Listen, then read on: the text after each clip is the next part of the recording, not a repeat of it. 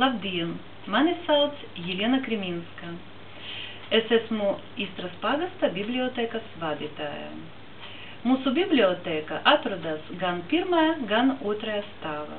Pirmajā stāvā tika izvietota bērnu un jauniešu literatūra, pusdiņu literatūra, periodiski izdevumi, kā arī pieprasīta kādā literatūra. Šeit arī atrodas bērnu stūrītis.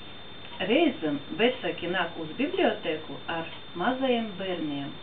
Kamēr pieauguši izvēlas grāmatas vai skatās žurnālus, bērni labprāt sēž pie galdiņa. Viņi te skatās grāmatiņas vai bērnu žurnālus.